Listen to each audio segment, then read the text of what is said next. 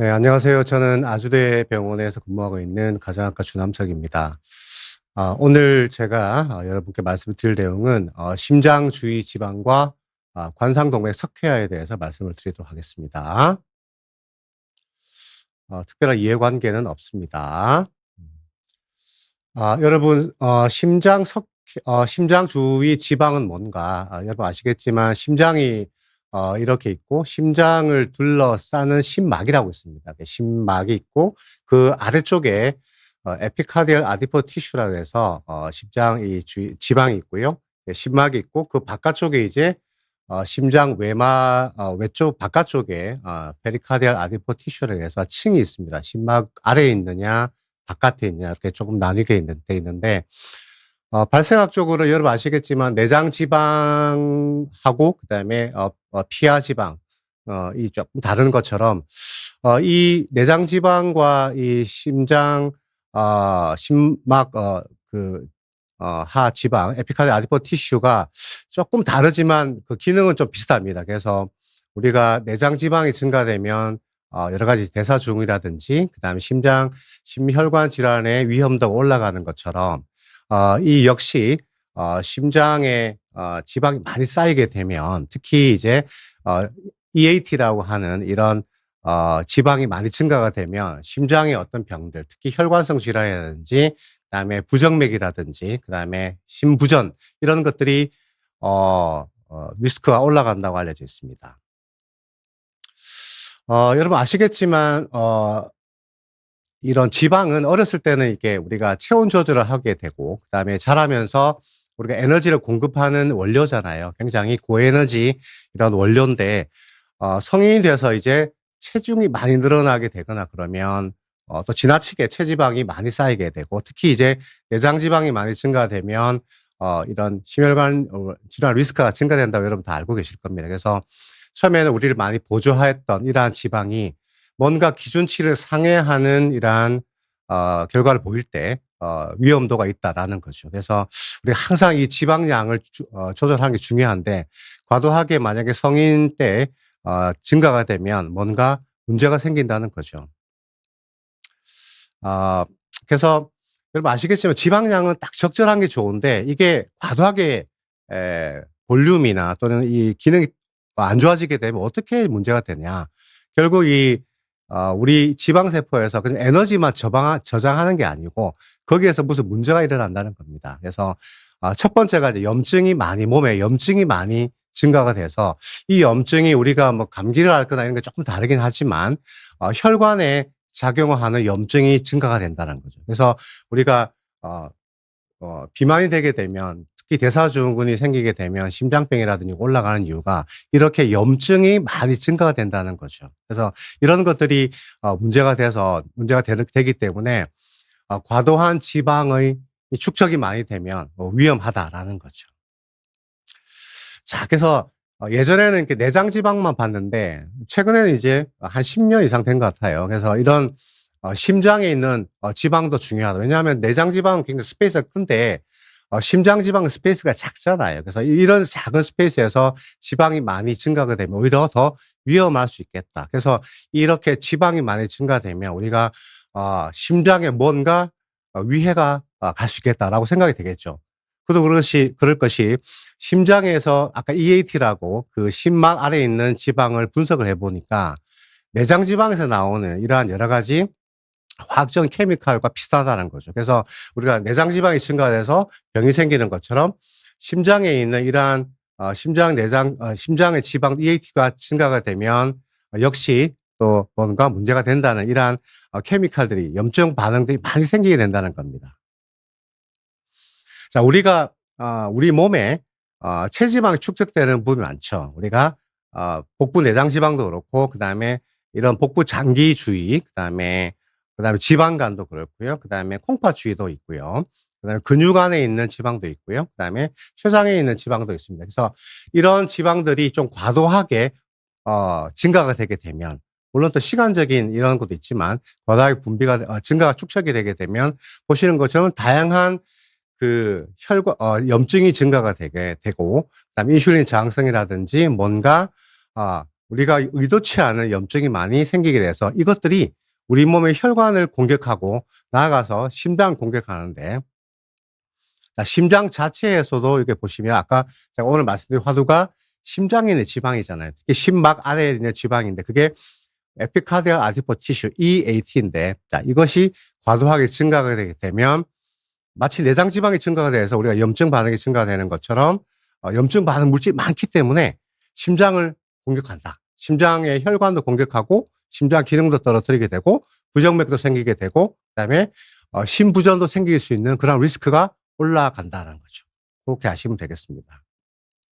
그래서 예전에는 이제 요렇게 대사증 위험이 올라가게 되면 다양한 병이 생긴다고 알려져 있지만 최근에 이제 패러다임 시프트가 돼서 여전히 EAT가 증가가 되게 되면 뭔가 대사적인 심혈관 질환 올라가게 되고 심기능도 떨어지게 돼서 뭔가 심장에 있는 혈관도 안 좋아지게 되고 심근의 심부전도 잘 생기게 되고 또한 코비드 19처럼 뭔가 우리가 감염에 걸려도 어떤 사람은 잘 낫기도 하지만 어떤 사람들은 심장에 문제가 돼서 돌아가시기도 하잖아요. 그죠? 그래서 그 이유 중에 하나가 이렇게 뭔가 심장에 염증이 많으신 분들이라고 생각이 듭니다.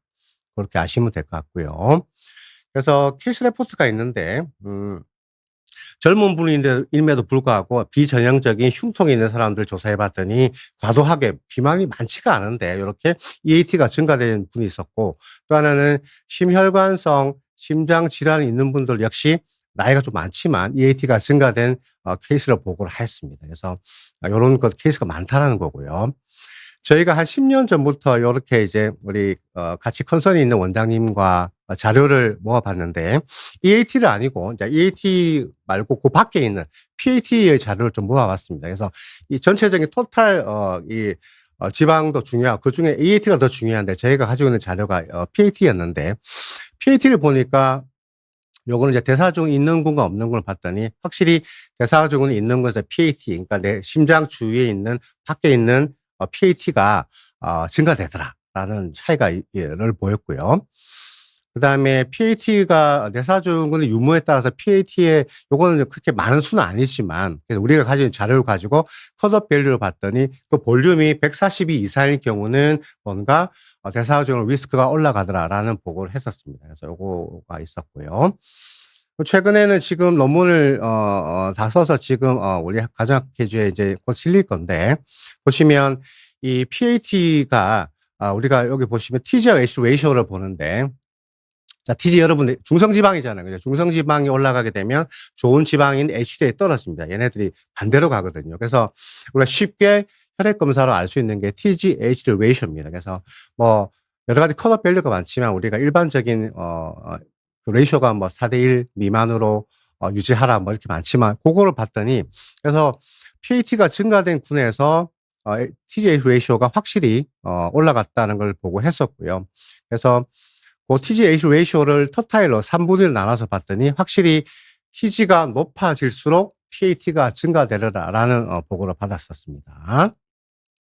마찬가지로 한 3배 정도, 3.5배 정도 우리가 TG가 더 높아지게 되면 PAT가 높더라라는 이러한 비율이 있고요. 그다음에 요것도 컷오프 밸류를 봤는데 아주 높지는 않지만 우리가 아까 4대1 말씀드렸지만 전체적인 우리가 신체적인 거는 근데 요거는 이제 아마도 이 심장이 이렇게 스페이스가 좁다 보니까 TG가 조금 올라가도 이렇게 PAT가 좀 증가되는 상황을 보였는데 한 2배 2대1 정도 이상이게 되면 TG가 2대1 이상이 올라가게 되면 약간 PAT가 증가되는 상황을 보고 했었습니다. 또 하나 저희가 가지고 있는 자료가 오스테오칼신인데 여러분 오스테오칼신은 뭔가 하면 뼈에서 만들어지는 골 형성 인자입니다. 그래서 골 형성 세포에서 만들어서 뼈를 튼튼하게 하는 그러한 단백질인데요. 봤더니 이 오스테오칼신의 기능도 많습니다.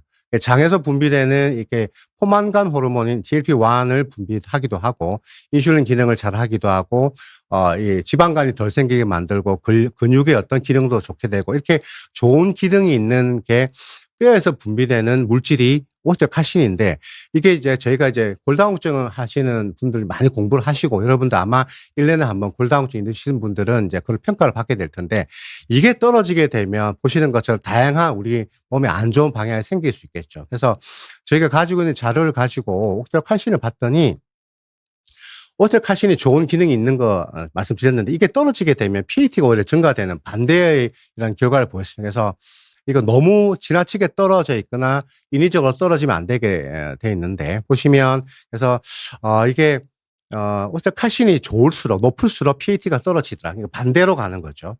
요런 것이 있었고. 그래서 한 정상인 오스텔칼신이 정상보다도 떨어질수록 한 2.7배 정도 이런 PAT가 높더라라는 저희가 보고를 했습니다. 보고를 할 예정입니다. 그러면 이런 심장 주위에 이렇게 지방이 차는 건데 어떻게 하면 이런 해결책이 있을까? 제일 중요한 게 뭔가 하면 이렇게 왼쪽에 보시면 라이프스타일 모디피케이션입니다. 역시 운동하고 저탄수화물 식이를 해서 체중 관리하는 게 제일 좋겠죠. 그래서 내장 지방보다 훨씬 더 이 EAT가 잘 빠진다 알려져 있는 보고서도 있습니다. 그래서 조금만 여러분이 관심을 가지고 체중 조절하게 되면 EAT가 잘 줍니다. 근데 만약에 이런 것이 없이 체중이 계속 늘어나게 되면 뱃살만 보지 마시고 이제 좀 개념을 좀 옮기셔 가지고 심장이 안 좋아진다 이렇게 생각하시면 되겠죠. 그래서 일단은 어떻게든 운동이나 이런 식이 조절하셔 가지고 전체적인 팻 볼륨 자체 로딩을 줄여 주시는 게 첫 번째고요. 두 번째는 이 콜레스테롤 약 중에 스타틴이라고 콜레스테롤을 떨어뜨리는 약이 있는데 이것도 콜레스테롤을 떨어뜨리지만 뭔가 이 지방의 분할을 잘 시켜 가지고 이런 EAT 볼륨을 약간 떨어뜨린다는 보고가 있습니다. 참고해 주시면 될 것 같고. 그다음에 당뇨약 중에 SGLT 이니비터라고 우리가 이 당뇨 혈당을 조절하는 약 중에 콩팥으로 이렇게 당을 분비하는 이런 약제가 있습니다. 그 약제가 SGLT 이니비터라는 약제가 있고 또 하나는 이제 최근에 이제 비만 약제로 소견이 많이 하는데 이제 이런 GLP-1 아고니스트 뭐 리라글루타이드 최근에 세마글루타이드 뭐 이런 약제들이 이런 EAT를 많이 줄이는 것으로 보고를 하고 있습니다. 그래서 스타틴을 잠깐 보게 되면 스타틴은 콜레스테롤 약인데 콜레스테롤 떨어뜨리는데 EAT에도 좀 좋아지네라는 보고가 있어서 말씀드리는 거고요. 그래서 첫 번째는 제일 중요한 게 운동이랑 식단 조절해서 여러분들이 체중 감량하시는 거고 두 번째는 필요에 따라 스타틴을 생각하시는 거고요. 세 번째는 이제 당뇨가 있으신 분들은 당뇨 약제 중에서 이제 SGLT 이니비터라든지 그다음에 GLP-1 아고니스트를 쓰시는 게 좋겠다라는 겁니다. 스타틴을 쓴 거 자료를 보면 스타틴을 쓰지 않았던 그러한 군에 비해서 스타틴을 썼던 그런 군들이 훨씬 더 이런 EAT가 좋은 방향으로 흘러갔다는 보고가 있었고요. 요거는 스타틴에도 강도가 있습니다. 약한 스타틴, 중등도 강도의 스타틴, 그리고 강한 강도가 있는데 여기 보시면 아트로바스타틴은 좀 센 약이고요. 프라바스타틴 약한 게 중등도인데 이런 약제 썼더니 이런 강도 차이는 없었다라는 보고가 있었고요.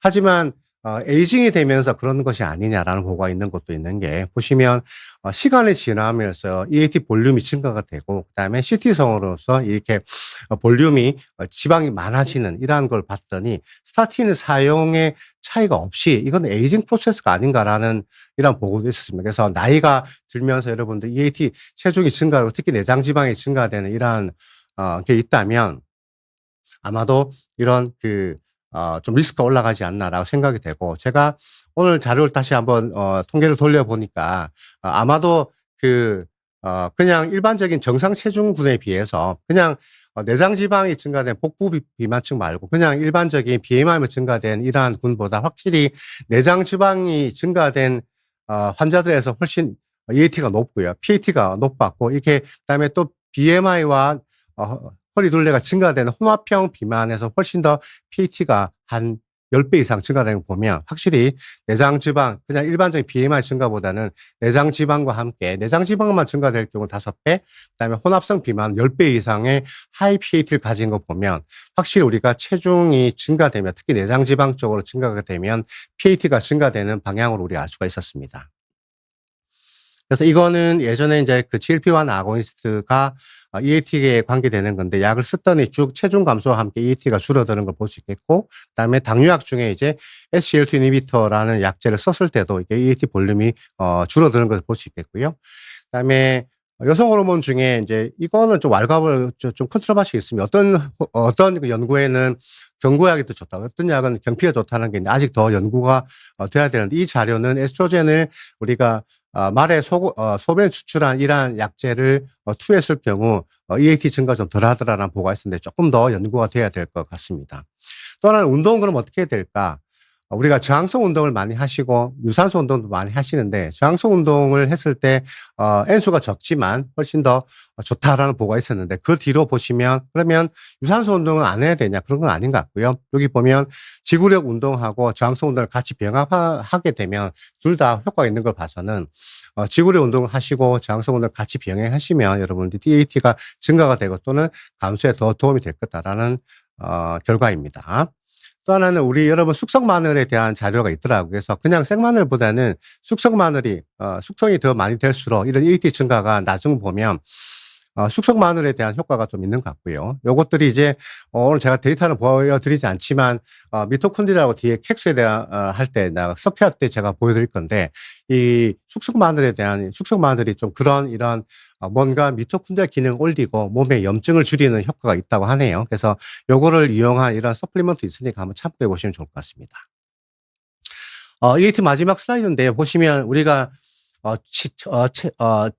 축적되어 있는 에너지를 우리가 잘 축적할 수 있는 백색 지방이 있는데, 이것이 이제 계속 있으면 뭔가 안 좋은 염증과 관계되고 말씀드렸는데, 이것이 이제 아이 때는 갈색 지방이었다가 점점점 에너지 축적만 하는 기능으로 갈 때는 이제 백색 지방으로 바뀌는데, 우리가 부단한 노력, 지금 날씨가 추운데 콜드 익스포저라든지 운동을 한다든지 또는 우리가 다이어트로 조금 로우캅 다이어트를 한다든지 이렇게 뭔가 임팩트를 주게 되면 이 가만히 쌓여있는 백색 지방이 브라운 아디포 티슈까지는 안 가더라도 중간에 가는 중간 성질에 있는 베이지 컬러의 아디포사이트로 간다는 보고가 있었는데, 그래서 얘네는 되게 에너지를 많이 내고 좋은 효과가 있는 거기 때문에 여러분 체중이 많이 증가가 돼 있더라도 포기하지 마시고 운동하시고 식단 조절하시고 다양한 필요에 따라서 몇 가지 약제를 가지고 체중 조절을 하시면, 그래서 내장 지방을 줄이시면 심장 보호 효과가 있다. 그래서 여러분 체중을 줄이면 체중이 늘면 왜 심장이 안 좋아지고 체중 감소가 있고 특히 내장 지방이 줄어들면 왜 심장 보호가 있는지 오늘 요 강의를 들으시면 알 수 있을 것 같네요. 그래서 EAT에 대한 서머리를 해드리면 대개 심장의 이런 측정은 여러분 건강검진 하시든지 하면 CT를 찍잖아요. 그래서 이렇게 의사 선생님들이 관심이 있으신 분들은 EAT 볼륨, PAT 볼륨을 측정할 수 있습니다. 그래서 이것들이 조금 되게 EAT는 아직 정확한 컷오프 밸류는 없는데, EAT는 이제 100 이상이거나 또 PAT는 150, 120 이상이게 되면 좀 과도하다라고 평가를 하고 이렇게 평가를 하는 거고요. 그래서 만약에 이런 상태가 지속이 되고 높다 하면 첫 번째가 말씀드린 대로 라이프스타일 모디피케이션을 잘 하셔야 되고요. 두 번째는 필요한 의학적인 상황이 있다면 약제를 쓰는 것도 되게 중요하고, 그다음에 염증을 조절할 수 있는 여러 가지 항산화제라든지 이런 것들이 좀 필요한 경우가 있지 않을까라 생각이 듭니다. 물론 여러 가지 연구가 또 뒷받침돼야 근거가 있어야 되겠죠. 그래서 요렇게 EAT에 대한 그는 끝내도록 하고요. 두 번째 이제 심장 석회에 대해서 말씀을 드리도록 할게요. 자, 심장 석회화는 심장 혈관의 말 그대로 석회화가 생기는 겁니다. 석회화는 뭡니까, 여러분? 칼슘 덩어리죠, 그죠? 자, 여러분들이 복용하는 칼슘은 어디로 가는 것과? 칼슘의 데스티네이션은 본입니다, 본, 뼈. 그 다음에 스컬, 이런 스컬, 그 다음에 티스, 이런 겁니다, 그죠? 뼈. 뼈에 가는 게 여러분들이 칼슘을 먹는 이유가 뼈를 튼튼하기 위해서 그렇게 가는 거죠. 근데 만약에 섭취한 칼슘이 우리 몸으로 잘 안 들어와서 그냥 장으로 빠진다든지 또는 뼈로 안 가고 혈관에 돌게 되면 어떻게 될까? 만약에 이런 경우가 생기지 않을까요? 그렇죠? 혈관을 돌다가 왜 하필 심장에 석회가 생길까? 굉장히 위험하죠. 다른 이런 혈관이 잘 안 생기고, 물론 소프티슈에 우리가 그냥 간이라든지 콩팥, 다른 장기에 이런 석회화, 물론 이제 콩팥이라든지 또는 담낭에 석회하게 되면 그죠? 담석이라든지 신결석 때문에 통증이 있을 수 있겠죠. 그러나 통증이 있을 수 있지만 생명 위험하진 않죠. 하지만 심혈관에 이렇게 석회가 진행되면 위험할 수 있겠다. 그죠? 그래서 뼈로 가야 되는 칼슘이 뼈로 가지가 않고 만약에 혈관에 특히 심혈관에 가서 이렇게 석회화를 일으킬 수 있다면 일으키게 된다면 위험하지 않을까요? 아까 EAT 볼륨이 늘어나서 염증 때문에 심장에 어떤 이벤트가 생기는 것처럼 이렇게 혈관 석회화가 특히 혈관의 석회화가 만약에 심장에 있는 관상동맥에서 만약에 진행된다면 위험하지 않을까라고 생각이 듭니다. 그래서 말씀드린 대로 우리가 섭취하는 음식의 칼슘의 운명은 결국 뼈에 가야 됩니다. 자, 뼈에 가려고 그러면 바이타민 D가 충분해야 됩니다. 왜냐하면 우리가 바이타민 D가 불충분하게 되면 장에서 칼슘 흡수가 3분의 1밖에 안 됩니다. 그래서 대변으로 로스가 많이 됩니다. 그래서 바이타민 D가 충분해야 되기 때문에 최근에 바이타민 D를 충분하게. 근데 여러분 지금 겨울이고 또 옷을 많이 입고 화장 많이 하고 하기 때문에 바이타민 D가 선 익스포즈가 안 되고 최근에 이제 서플리먼트를 많이 여러분 드시게 되고 또 의사 선생님들이 주사도 놓기 때문에 일부 환자분들은 충분한 혈액 농도를 유지하는데 만약에 그렇지 않으면 우리가 섭취하는 칼슘은 결국 피칼 로스, 대변으로 흘러나가게 됩니다. 자, 그러면 보시면 비타민 A도 중요하게 되고 D도 중요하게 되고 자, 그러면 우리 몸에 들어와서 오스테오블라스트, 이 골 형성 세포에서 아까 오스테오칼슘 말씀드렸잖아요. 그렇죠? 뭔가 이 단백질이 칼슘을 뼈로 가게 만드는 그러한 역할을 하게 되는데 자, A가 필요하고 D가 필요합니다. 그다음에 이 오스테오칼신이 보시면 글루라는 프로틴 붙어 있는데 요게 만약 칼슘이 분비가 붙으면 이렇게 쏙 미끄러지게 되게 된다고 생각해 보세요. 그렇죠? 근데 얘네들이 뭔가 구조적으로 요렇게 글라라는 이러한 형태로 되게 되면 이렇게 파우치처럼 요렇게 되게 되면 그렇죠? 칼슘이 쏙 들어가게 되는 거죠. 자, 이렇게 되려 그러면 이 오스테오칼신이 어떻게 변형을 돼야 되는가 하면 비타민 K가 꼭 필요해서 비타민 K 디펜던트한 카르복실화가 필요합니다. 그래서 만약 비타민 K가 부족하게 되면 카르복실화가 잘 안 일어나게 되면 우리가 비타민 D, A가 충분해서 칼슘이 들어오더라도 그렇죠? 뼈로 칼슘이 가지 않습니다. 그래서 언더 카르복실레이트 된 오스테오칼신이 늘어나게 되고 카르복실화된 오스테오칼신이 떨어지게 돼서 이 비율이 안 좋아지게 불균형이 되게 되면 뼈가 약해집니다. 그러면 칼슘은 어디에 가겠어요? 일부는 소변이나 대변 로스가 되게 우리 몸에 들어가는 거는 피칼 로스는 아니고 소변으로 나가게 돼버리겠죠. 그러면 남아있는 거는 혈관에 돌면서 굉장히 크리틱하게 되는 것이 심장에 있는 혈관을 공격해서 거기서 문제를 일으킨다. 또 하나는 혈관에서 이러한 석회화를 방지하는 단백질이 있는데 제가 뒤에서 잠깐 말씀드릴 건데 매트리스 글라프로틴 얘네들도 비타민 K 디펜던트합니다. 그래서 비타민 K가 부족하게 되면 혈관에서 석회화를 방지하는 이런 프로틴 떨어지다 보니까 심장에서 석회화가 더 진행이 돼 버리겠죠. 그래서 뼈에서는 석회화도 안 되고 그게 바로 심장의 혈관에서 석회화가 진행되면 더 위험하게 되겠죠. 그죠? 그래서 비타민 K가 부족하게 되는 거죠. 그래서 ADK. 여러분 이게 뭘까요? 예. 지방 용액성 비타민들이잖아요. ADK. 그죠? E는 항산화제가 많고. 그래서 ADK가 지방 용액성 비타민 잘 드시는 분들이 그렇죠? 식단 잘 하시는 분들이 결국 건강하게 되는 게 이런 부분이죠. 만약 그게 아니게 되면 A나 D나 이거 좀 필요하게 되면 A는 그냥 우리 일반적 영양소 있고 D는 좀 따로 드시게 되고 비타민 K는 요즘에 많이 나오니까 이렇게 뼈라든지 심장에 석회가 있으면 이렇게 복용하시는 게 도움이 되겠죠. 자, 그래서 심장 석회화를 우리가 연구를 보니까 심장 석회화가 없는 군에 비해서 보시면 심장 석회화가 수치가 있는데 캑스라고 CACS라고 여러분이 건강검진에서 CT를 찍으시면 캑스 스코어라고 있는데 이 스코어가 올라갈수록 안 좋아지게 되는데 이거 보시면 코로너리 이벤트 심장에 있는 뭔가 이벤트가 증가가 되는데 보시면 이렇게 색깔이 있는 게 올라가게 되겠죠. 그래서 1에서 100일 경우 100에서 300일 경우 300 이상 경우 그래서 봤더니 100에서 300일 경우가 통계학적으로 유의하게 뭔가 서든 데스가 더 증가되더라라는 거죠. 그래서 이 수치가 여러분 검진하실 때 선생님 저 캑스 수치가 얼마일까요? 물어보시는 것도 되게 중요하지 않을까 생각이 돼서 100 이상이면 여러분들 주치의랑 잘 상의해서 여러분들이 관리하시면 좋을 것 같아요. 그럼 어떤 사람한테 캑스가 잘 생기냐? 유전적으로 뭐 그런 소인이 있거나 또는 유럽 사람들이 또 많다고 돼 있고 그다음에 여성보다는 남성이 더 잘 생기게 되고 그다음에 뭔가 이렇게 비만한 사람들, 몸에 염증이 많은 사람들 더 많이 생기게 되겠죠. 그래서 또 이렇게 염증과 비만과 인슐린 저항성과 이런 것들이 오래되면 우리가 미토콘드리아 기능을 떨어진다고 많이 들으셨을 건데, 이런 미토콘드리아 떨어진 상황들, 스트레스가 많거나 잠 못 자고 또는 뭐 해독이 안 되거나 이런 뭐 여러 가지 이런 이런 환경 때문에 미토콘드리아 떨어지게 되면 캑스나 EAT가 많이 증가된다고 알려져 있습니다. 자, 그리고 예전에 저희가 의과대학 다닐 때는 여러분 아시겠지만 여기 이제 섬유화판, 파이브러스 캡이라고 이런 플라크가 변화가 되는데, 저희 때는 내과 책에 이런 게 없었는데 이렇게 섬유화판이 우리가 모래라고 생각해 주시고요. 여기 보시면 석회화를 시멘트로 갈게요.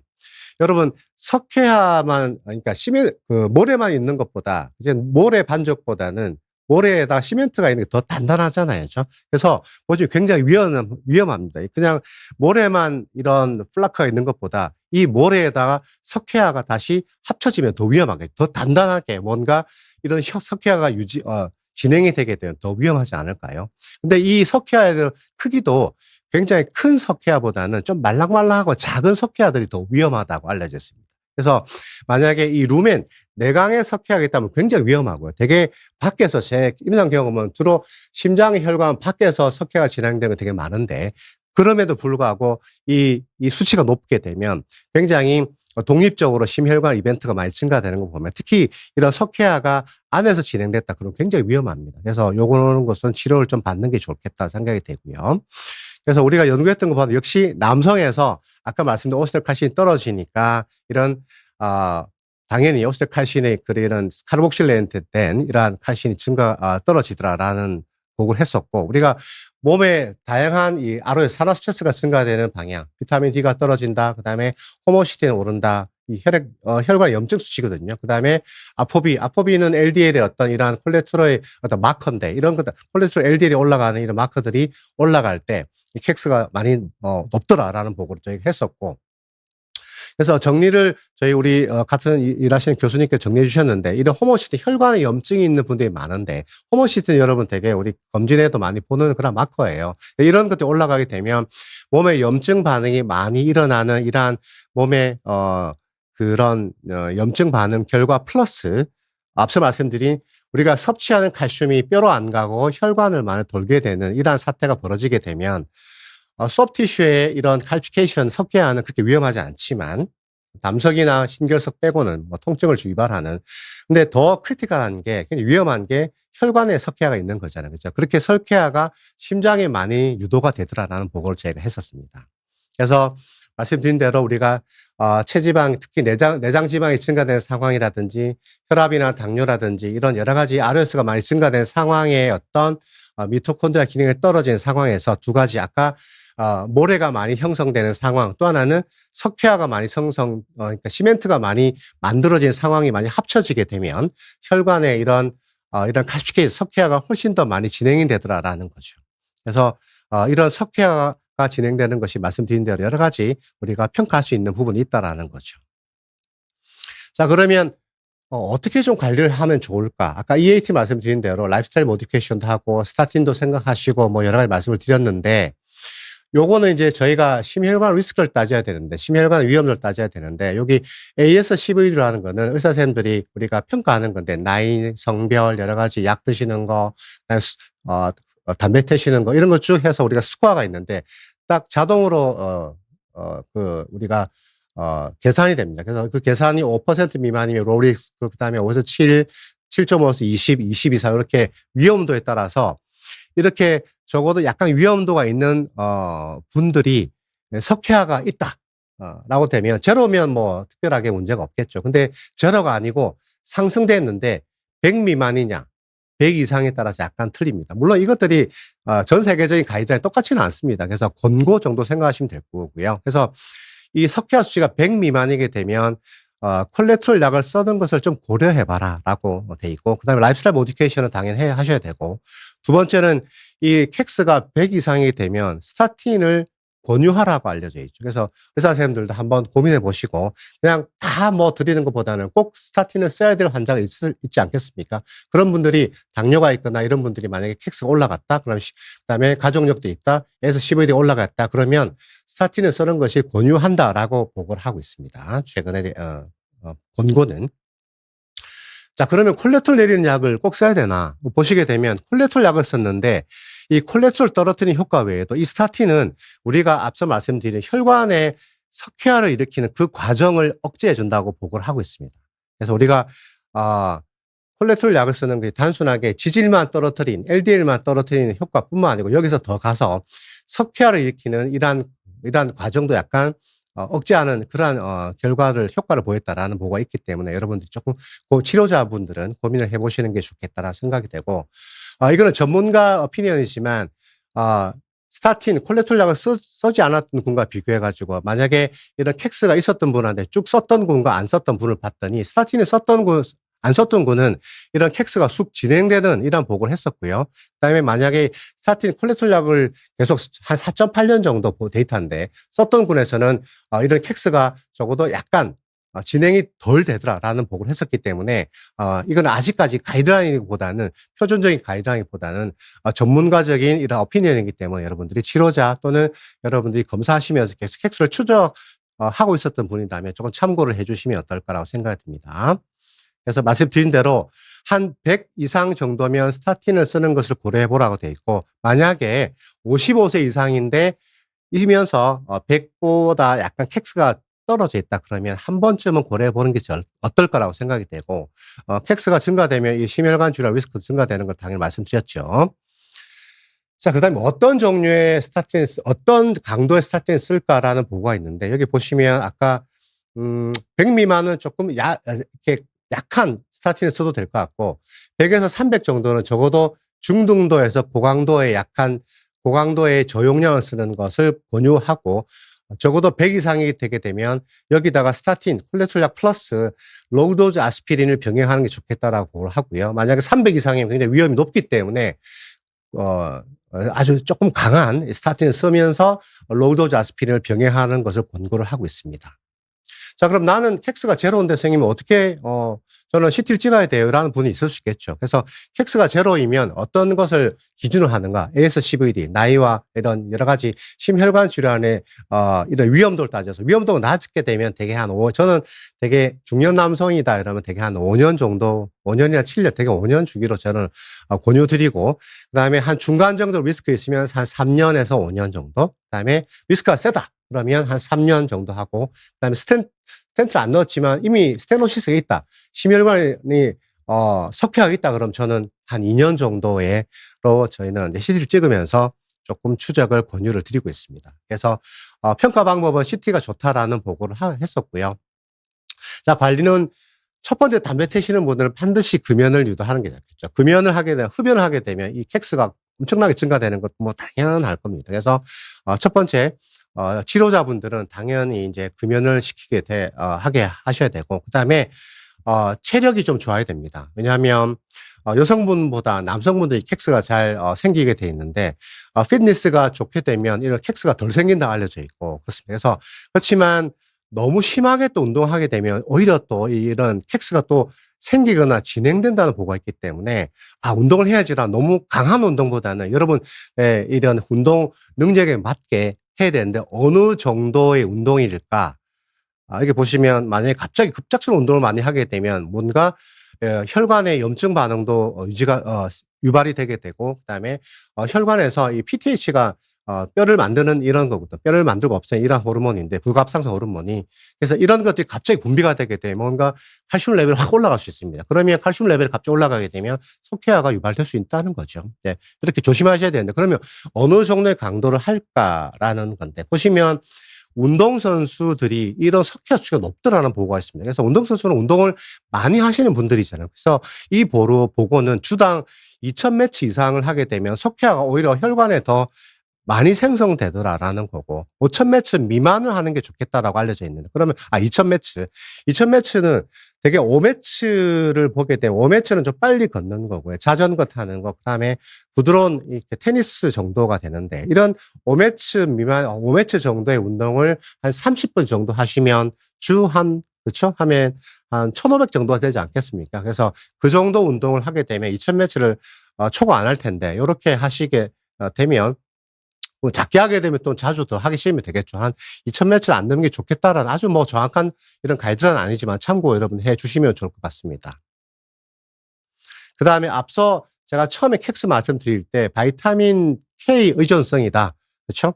우리가 뼈에서 칼슘 붙일 때도 혈관에서 칼슘이 석회화되지 않는 그런 역할도 바이타민 K 디펜던트인데 바이타민 K도 여러 가지 종류가 있지만 MK7이라고 바이타민 K2가 좋습니다. 그래서 이 K2가 바로 혈관에서 석회화를 방해하는 단백질이 또 이 MGP라고 바이타민 K 의존성입니다. 그래서 바이타민 K가 떨어지게 되면 혈관의 석회가 잘 일어난다라고 알고 계시면 되는데 그럼 바이타민 K가 어디 많은가?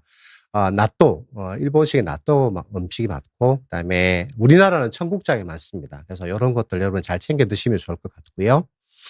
그래서 K2는 아니지만 K1에 대한 임상 연구 잘 보면 지금은 시중에서 좀 여러분 구입 많이 할 수 있거든요. K를 잘 드시게 되면 이런 석회화가 증가되는 것이 떨어지더라. 이런 렐러티 오즈 레이쇼가 떨어지더라라는 거는 위험도가 떨어지더라라는 보고가 있었습니다. 그래서 되게 많이 떨어지죠. 70% 이상 리스크가 오즈 레이쇼 그러니까 그 단면의 어떤 이런 위험도가 떨어지더라라는 보고를 했었습니다. 그다음에 요거는 이제 병원에서 치료하는 건데 사실 저는 이런 치료제의 어떤 그거는 없습니다. 그래서 요거는 이제 아마 신장내과 선생님들이 아마도 조금 경험이 있으실 것 같은데 어떤 건가 하면 투석을 하는 분들이 되게 이제 만성 콩팥 질환 병 때문에 투석을 하는 병이 많은데 하시는 분들이 석회가 되게 많이 일어납니다. 그러니까 투석을 하게 되면 굉장히 신장 기능이 많이 떨어지실 분일 거고 이런 분들이 빈혈도 잘 생기게 되고 우리 몸에 석회화가 엄청 많이 생기게 되는데 이런 분들이 혈관으로 주사를 맞는 게 있는 게 이게 이제 소듐 치오솔페이트인데 칼슘을 좀 빼버리는 거죠.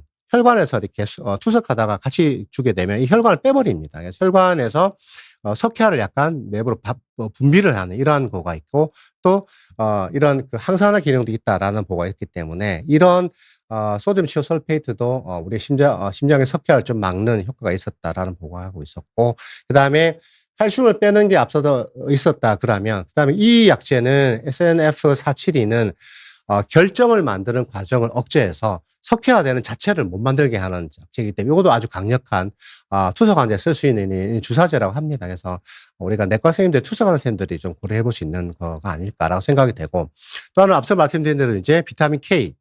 비타민 K는 굉장히 컨트로버시하다고 되어 있지만 앞으로 더 연구가 돼야 될 것 같고 그다음에 이런 철분이라든지 마그네슘이라든지 그다음에 징크라든지 이런 엘레멘터리 이런 미네랄들이 되게 좀 중요하다라고 보고가 있고 스타틴 같은 경우는 강도가 센 스타틴보다는 오히려 약간 약한 프라바스타틴 같은 이러한 약제들이 혈관의 석회화를 막는 데 좀 도움이 될 수 있겠다라는 RCT 연구가 있기 때문에 여러분들이 참고해 주시면 좋을 것 같고 또 하나는 그 혈압약 중에 니페티핀이라고 이런 약제들이 RCT가 있는데 혈관의 석회화를 좀 막는다는 보고가 있는데 최근에 니페티핀은 많이 쓰지 않지만 혹시 여러분이 칼슘 채널 블로커를 써야 될 경우는 이러한 니페티핀도 하나 이렇게 뭐 CR 계통 이런 것들 약제를 좀 고려해 보면 어떨까라고 생각이 듭니다. 그래서 요거는 신장이 안 좋으신 만성 콩팥병에서 빈혈이 많이 생기게 되고 빈혈이 석회하게 많이 생기게 된다는 거고 또는 마그네슘 같은 경우도 보시게 되면 여러 가지 아까 모래 이런 것들이 굉장히 프로그레스 되는 것을 막아주는 이런 효과가 있다. 그래서 마그네슘 떨어지게 되면 모래가 굉장히 진행이 잘 되고 거기에다가 석회가 되는 환경이 조성이 되게 되면 모래와 시멘트가 합체가 돼서 석회가 잘 일어난다는 거죠. 비타민 K도 떨어지게 되면 굉장히 많은 요인이 있을 겁니다.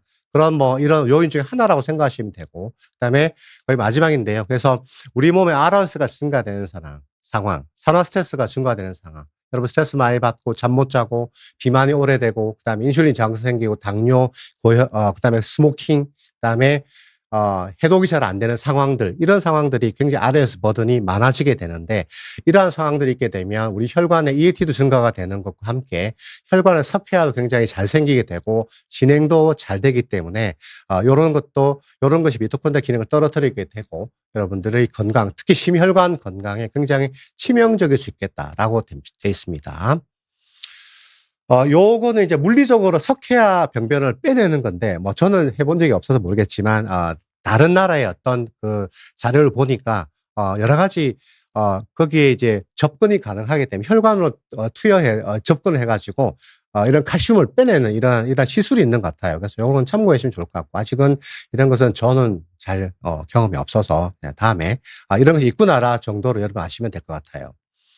그래서 이 캑스에 대한 서머리를 해드리면 일단 심혈관 질환을 아주 독립적인 위험도가 여러분 이 캑스가 있다라고 여러분 아셔야 될 것 같아요. 아까 EAT도 마찬가지만 이 캑스가 있는 거 여러분 아시면 좋을 것 같고 심혈관 이런 위험도 중에 석회화 되는 부분도 여러분 모르고 계셨다 그러면 여러분 검진하실 때 선생님한테 물어보시면 됩니다. 그래서 저희가 캑스 스코어가 제로입니까? 뭐 100 미만입니까? 100 이상입니까? 뭐 이런 거 좀 물어보시면 좋을 것 같고 한 번 더 중년 여성분인데 안 하셨다. 혈압 당뇨가 있는데 안 하시게 되면 코로나 안전시대 찍으신 것도 한 번은 도움이 될 것 같아요. 그래야지 본인의 이런 심혈관 질환의 상태를 알아야지 뭐 급사를 예방하거나 좀 조절할 수 있지 않겠습니까? 그래서 CT가 한 번 정도는 고려해 보시면 좋을 것 같다는 생각이 들고 이미 석회화 이전에 예방이 제일 중요하겠죠. 그죠? 이런 생활 습관의 변화는 어떤 병이 생기기 전에 하는 건데 그래서 금연하시고 그다음에 염증을 줄이는 거 제일 중요한 게 체중 관리가 되겠고요. 그다음에 운동을 하시게 되면 너무 센 운동보다는 약한 운동을 지속적으로 하는 게 좋을 것 같다라고 돼 있고 그다음에 ADK 요런 fat soluble 바이타민들도 좀 드시면 좋을 것 같다는 생각이 들고 그다음에 스타틴 필요하게 되면 의사 선생님과 상의하에 무분별하게 스타틴 쓰지 마시고요. 캑스가 증가되고 또는 당뇨가 있거나 이런 분들이 LDL 레벨이 올라 있거나 또는 가족력이 있어서 LDL을 스타틴을 써야 된다 이런 분들은 주치의랑 상의하셔가지고 스타틴을 그 캑스에 어떤 맞게 그런 강 포텐시에 어떤 스타틴을 쓰는 것이 어떨까라고 생각하고 한 번쯤 말씀드리고요. 그다음에 필요하게 되면 미리미리 이런 미토콘드리아 기능을 올려줄 수 있는 라이프스타일을 유지하시는 것이 좋겠다라고 생각이 듭니다. 네, 저의 강의는 여기서 마치도록 하겠습니다. 질문이 많이 들어온 것 같긴 한데요. 뭘까요? 심장 내부 지방이 혈관을 직접 누르는 건가요? 아니면 염증을 일으켜서, 두 가지가 다인데요. 오늘은 제가 염증을 말씀드렸잖아요. 우리가 내장 지방이 많아지면 염증이 많이 증가된다는 걸 말씀드렸고, 이것이 그대로 비슷하게 미미하는 것이 바로 심장에 있는 지방인데, 특히나 이제 바로 보시면, 우리가 내장 지방은 장기에 또는 뭐 여러 가지 장기도 있고, 그 다음에 그 주변에 이렇게 내장 지방이 분포를 하게 돼요. 물론 이제, 지방과는 같은 공간에 일으키지 되지만, 이 심장에 있는 지방은 바로 심장 밖에 바로 있습니다. 그러니까, 그 다음에 막이 있지만, 이 EAT는 그 심막 안에 있기 때문에, 일단 누르는 케미칼이라는 거 있지만, 그러면 어떻게 될까요?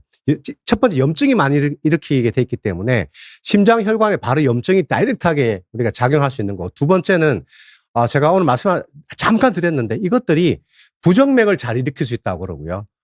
세 번째는 우리가 심부전 중에 여러분들 심장 초음파를 하게 되면 이젝션 프랙션이라고 이런 것들이 잘 유지가 되는데 뭔가 심장에 호흡 곤란이 있고 이런 것들이 핫 페일리어가 있는데 preserved ejection fraction이라고 뭔가 ejection fraction이 좋은데 50% 이상인데 그러니까 이게 심장이 늘어나는 것이 잘못된 이완기 심부전이라는 거 관계가 있습니다. 그래서 늘어나게 심장이 수축은 잘 되는데 늘어나는 것을 방해하는 것이 바로 그런 부분인데 만약에 EAT가 증가되거나 PAT가 증가가 되면 메케니컬하게 심장이 커지는 심장이 이렇게 뛰잖아요. 그렇죠? 이렇게 늘어나는 부분을 방해를 할 수 있겠다라는 생각은 듭니다. 두 번째는 EAT가 단순 지방이 아니라 사이토카인을 말씀드렸죠. 그죠? 그러면 내장 지방보다 더 위험한 지방과 지금의 데이터는 내장 지방보다 더 위험하다고 알려져 있는데 사이즈가 적지만 근데 다행히 여러분들 아마도 공부하셨을 때 내장에 있는 이 메젠테릭 팻보다는 우리가 다이어트를 하게 되면 패티 리버, 체지방이 되게 빨리 빠지잖아요. 왜냐하면 간에 있는 이런 팻은 바로바로 꺼냈을 수 있기 때문에 여러분들이 다이어트를 하게 되면 빨리 빠지잖아요. 그죠? 그래서 EAT도 마찬가지인 것 같아요. 그래서 여러분들이 라이프스타일 모디피케이션 하셔가지고 뭔가 미토콘드리아 기능을 증가시켜서 팻 옥시데이션이 증가되는 상황을 만들어주게 되면 내장 지방보다 EAT가 빨리 줄어든다는 보고가 있고요. 그 다음에 이거는 조금 물론 어떤 게 더 위험하다라는 이런 뭐 해도 태도는 없지만 제가 읽은 다양한 이런 데이터를 보니까 내장 지방보다 약간 더 위험하다. 그러니까 내장 지방이 증가되는 포션보다는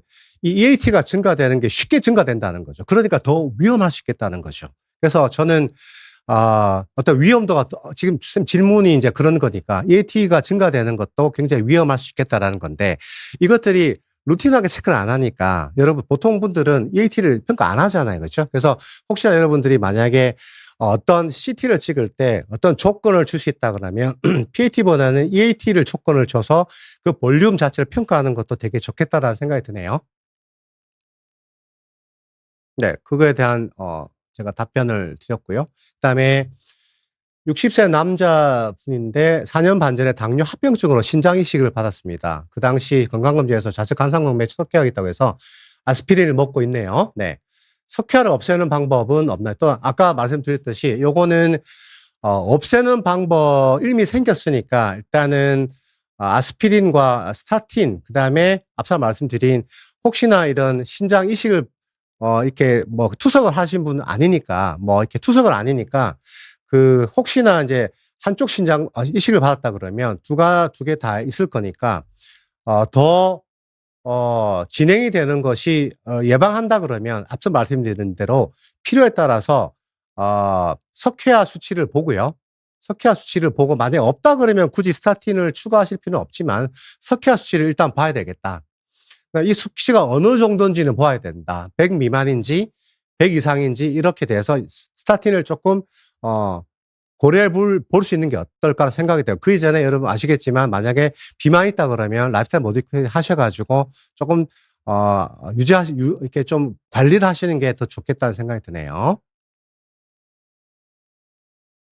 그다음에 제가 어머니, 아버님 영양제로 미국 솔트에 나온 영양제 5000IU겠죠? 5000IU를 영양제를 구매했는데 AI한테 물어보니 이 영양을 자주 먹으면 혈액의 석회가 가속된다는 보고가 있는데 그래서 안 먹고 보관 중에 있는데 하루에 하나씩 먹으라고 알렸는데 5000IU 정도면 꽤 높은 IU죠. 그죠? 우리가 하루에 데일리 맥시멈 유닛이 10,000유닛인데 그거 한 반 정도인데 여러분 한번 제가 요 질문하신 분한테는 한번 혈액 바이타민 25 하이드록시디 농도를 측정해 보는 게 좋습니다. 그래서 대개 한 40에서 60 정도 나오면 만약에 조금 이분이 비만이 아니고 정상 체중이라 그러면 대개 2,000에서 한 5,000 정도 괜찮긴 한데요.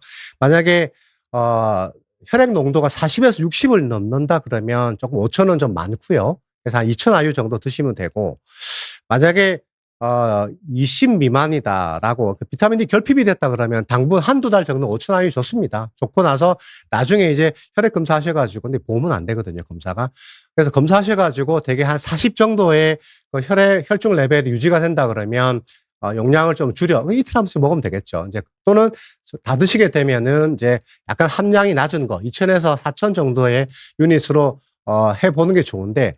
석회화와 관계되는 것은 앞서 말한 바이타민 D의 롤은 장에서 칼슘을 흡수하는 겁니다. 그래서 만약에 비타민 D가 떨어지게 되면 칼슘 아무리 드시더라도 다 대변으로 흘러나가게 되고 만약에 흡수가 됐더라도 비타민 D가 뼈로 가게 되는 이런 과정이 약간 약해지는데 만약에 이렇게 바이타민 D만 가지고 지금 뭐 석회화가 더 진행된다 이런 거는 잘 모를 것 같고 연구가 더 돼야 되는데 바이타민 D도 떨어져 있고 K가 떨어지거나 이렇게 되는 여러 가지 상황들이 됐을 때 비타민 D가 만약에 했을 때 비타민 D만 대거 먹었을 때 흡수는 많이 되는데 뼈로 안 가게 되면 그렇죠?